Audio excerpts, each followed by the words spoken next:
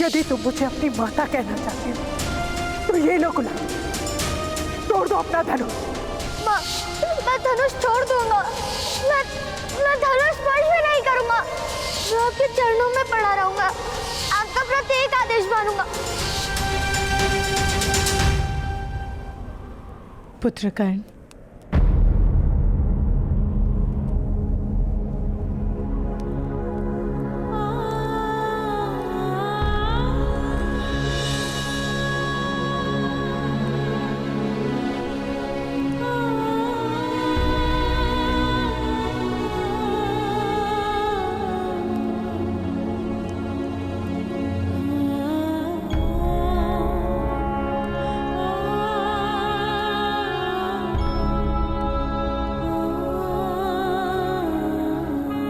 बैठो।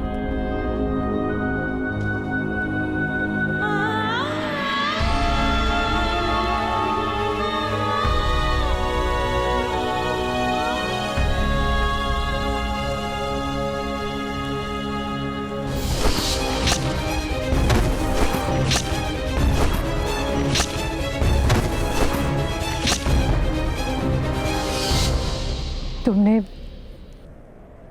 इसी धनुष से मेरी रक्षा की है ना?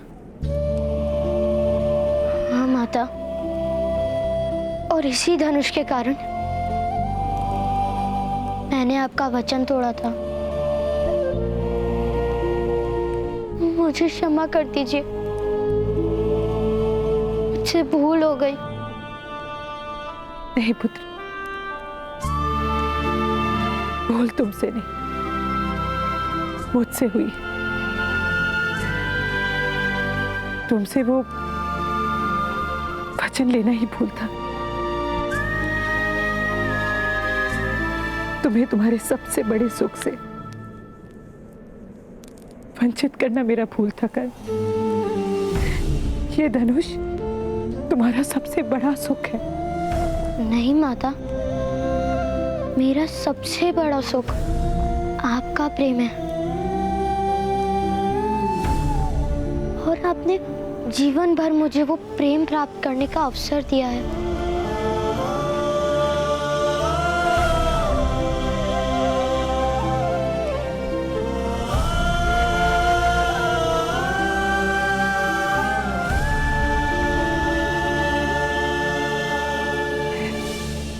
तुमने तो अपना परिचय राधे के नाम से दे दिया, तो मुझे तुम्हारी माता को जीवन भर उस श्रेणी तक पहुंचने का प्रयत्न करना पड़ेगा।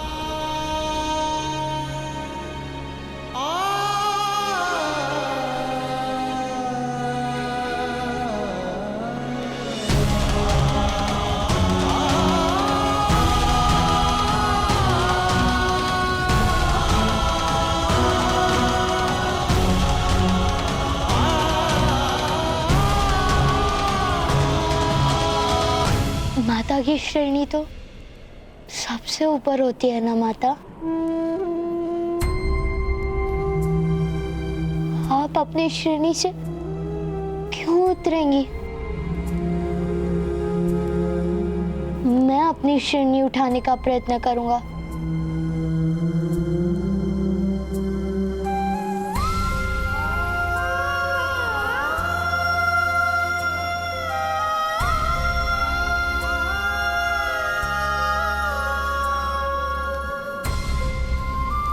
इसी बात का तो भय है मुझे पुत्र, क्योंकि तुम्हारे पास सामर्थ्य भी है और संकल्प। किंतु पुत्र, तुम जब जब धनुष उठाओगे तुम्हें केवल संघर्ष का सामना करना होगा, और मैं अब नहीं चाहती कि तुम्हारे जीवन पथ पर कोई भी विपत्ति आए। माता, आपने कहा था ना कि विपत्तियों को अवसर बनाना चाहिए। मुझे विपत्तियों से भय नहीं।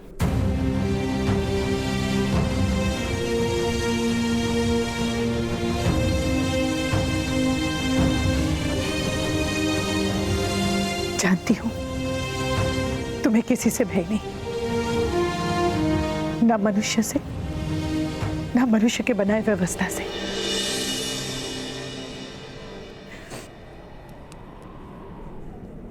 पुत्रकर्ण, मैं तुम्हें मेरे दिए हुए वचन से बंधन मुक्त करती हूं।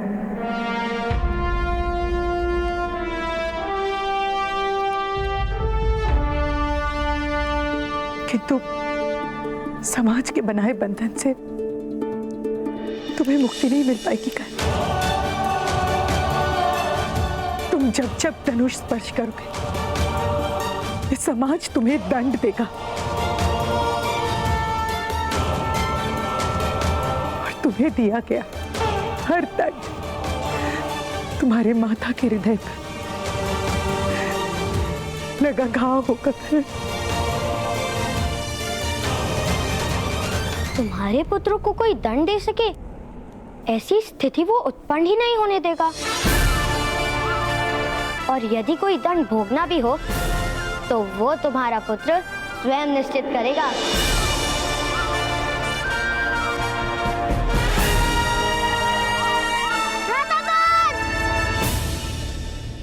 तुम जानती हो ना माता, मैं तुम्हारे किस पुत्र की बात कर रहा हूँ?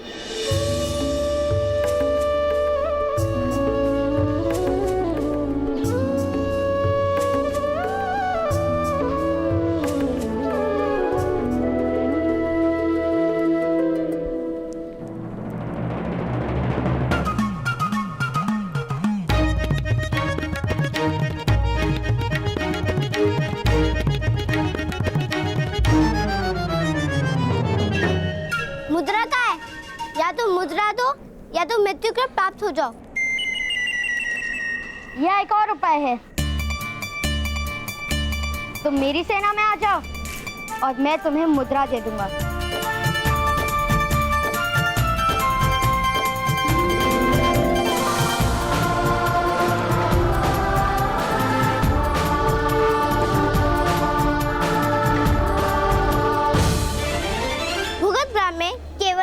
सेनानायक है और वो है वैशाली।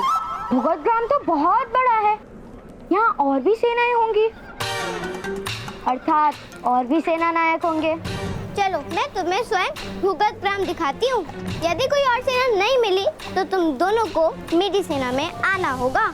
यदि कोई और सेना मिल गई तो तुम्हें मुझे अपना सेनानायक मानना पड़ेगा।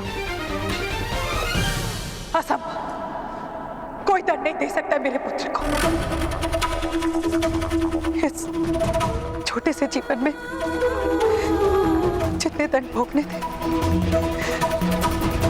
भोग लिए उसने। उसके माता ने भी दंड दिए उसे आज तक।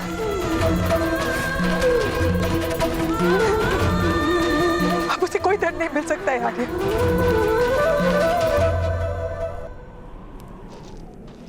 उसे कोई दंड नहीं दिया जाएगा राधा। हम जाकर महामहिम और महामंत्री से विनती करेंगे, स्वयं महाराज के पैरों में जाकर रोएंगे कि उसका दंड मुझे भोगने दे, किंतु कर्ण को पाताल कुएं में नहीं जाने देंगे राधा। नहीं। अधिरथ, आपका राज सेवक के सामने आक्षेप करना या आवेदन करना उचित नहीं है। राजा प्रतिक्षण आप सबकी रक्षा नहीं कर सकता। शिक्षा और रक्षा ये दोनों कार्य होते हैं राज सेवक के, और यदि इनमें से एक राज सेवक के सामने भी आपने अपना आवेदन किया तो सारे अन्य राज सेवक आपके प्रति विष भर लेंगे, क्रोध भर लेंगे, और आप सबका जीना दुभर हो जाएगा।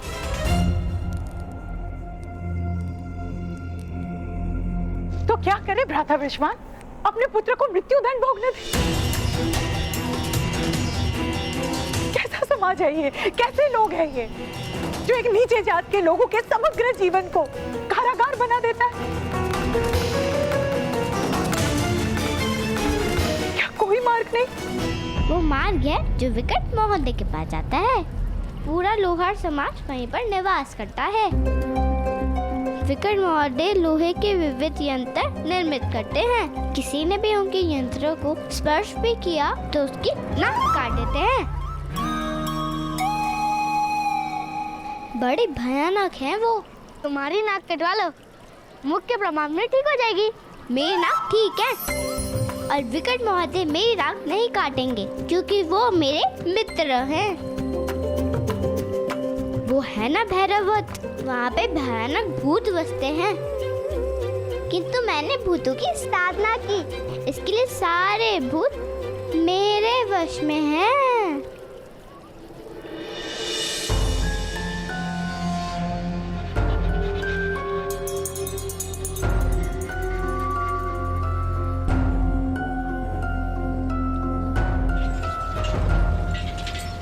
वृषाली, वो क्या हो रहा है?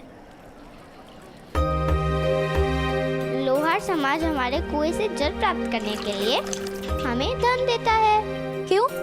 उनके पास अपना जल स्थान नहीं था किंतु सूख गया। अब इन लोगों को हमारे जलाशय से पानी लेना पड़ता है और कहीं से जल लेने की अनुमति नहीं है। यहाँ जल के लिए भी अनुमति लेनी पड़ती है, तो क्या श्वास लेने के लिए भी अनुमति लेनी पड़ती है? तुम दोनों को तो अवश्य लेनी पड़ेगी। मेरी अनुमति के बगैर भूगत ग्राम में पक्षी भी पंख नहीं मारता। वो तो इस कारण क्योंकि तुम पक्षियों को पत्थरों से मार डालती हो।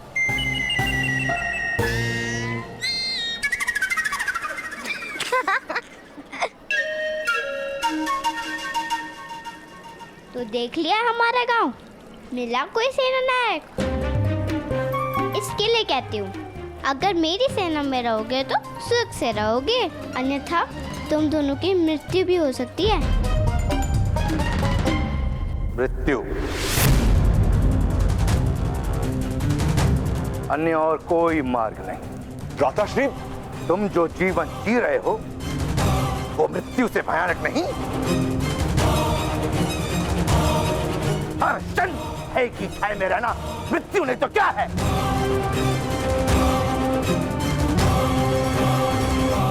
एक और मार्ग है आर्य, हम शस्त्र उठा लेंगे।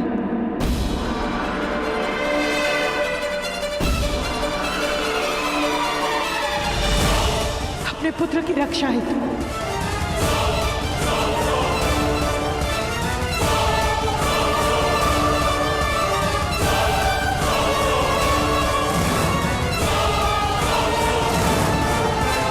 क्या कह रही हो राधा? शस्त्र कौन उठाएगा? सारे सूत समाज को मृत्यु दंड मिलेगा। तो क्या एक निर्दोष बालक की मृत्यु देखने के पश्चात किसी को जीवन में सुख मिल सकता है? मैं अपने प्राण दूंगा कि तो समाज नहीं देगा। मनुष्य की प्रथम इच्छा होती है उसका जीवित होना।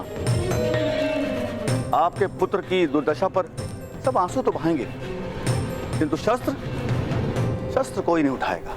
यह संभव नहीं है राधा। हम सब तो शस्त्रों से मर जाएंगे, किंतु उसके पश्चात कर्ण जीवित रहेगा। क्या होगा उसका? कौन देगा उसे आसरा? उसे भोजन कौन देगा? नहीं राधा, जब तक कर्ण युवान नहीं होता हम मर भी नहीं सकते।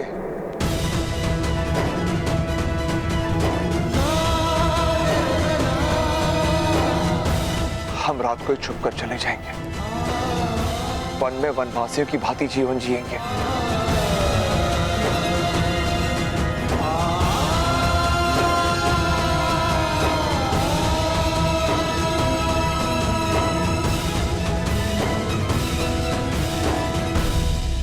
वन के वनवासी भी भ्रातृश्री को पराजित नहीं कर पाए। उन्हें तुम्हारी सेना में रहने की क्या आवश्यकता है? वनवासियों और नगर जन्म में बहुत फर्क है। नगर जन्म की मार कभी कभी मनुष्य जान भी नहीं पाता। वृषाली, वृषाली, क्या हुआ सैनिक? वृषाली, मेरे पिताश्री कह रहे थे कि कल प्रातःकाल कर्ण को पाताल कुएं में डाल दिया जाएगा।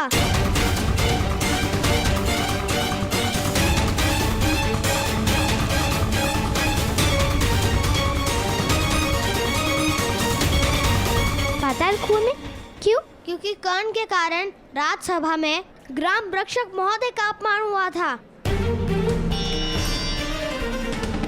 इसलिए उसे दंड दिया जा रहा है। यदि कर्ण ने दंड नहीं भोगा तो उसके पिता को धन प्राप्ति के लिए कार्य करने की अनुमति नहीं दी जाएगी।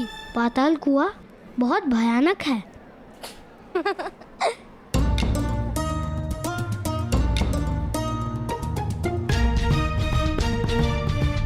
फिर से भयानक। इस गांव का नाम भुगत ग्राम के स्थान पर भयानक ग्राम होना उचित था। हंसो मत, पाताल कुआं वास्तव में बहुत भयानक है। मेरे पिताश्री कहते हैं कि पाताल कुएं में डालने का दंड वास्तव में मृत्यु दंड ही होता है और उसमें से कोई निकल कर भी नहीं आता। ऐसा कोई स्थान हो ही नहीं सकता। तुमने उस कुएं को देखा नहीं है? उस कुएं का अंत नहीं दिखता, केवल अंधकार दिखता है। तो चलो अंधकार दिखाते हैं।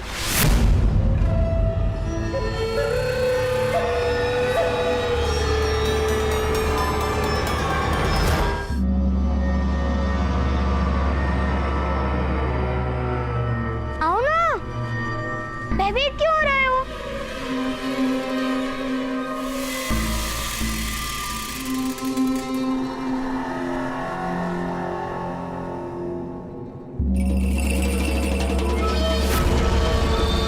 आओ ना, कुछ नहीं होगा, भयभीत मत हो।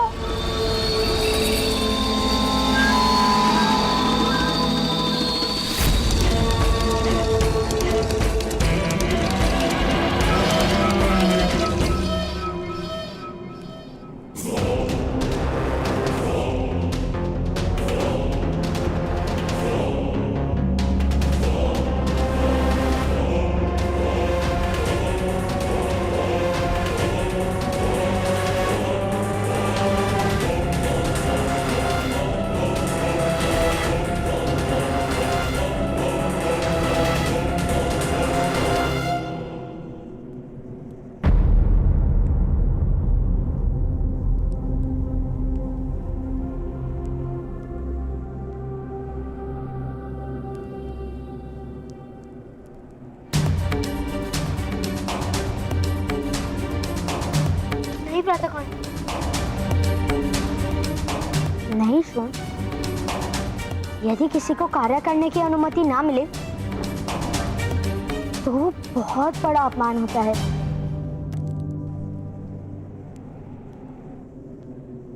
क्या तुम पिताश्री का अपमान होते हुए देख सकोगे?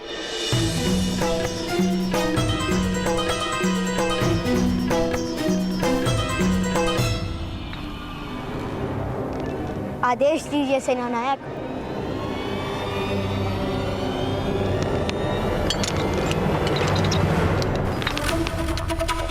आपने किसी बालक को देखा? 10 वर्ष का है।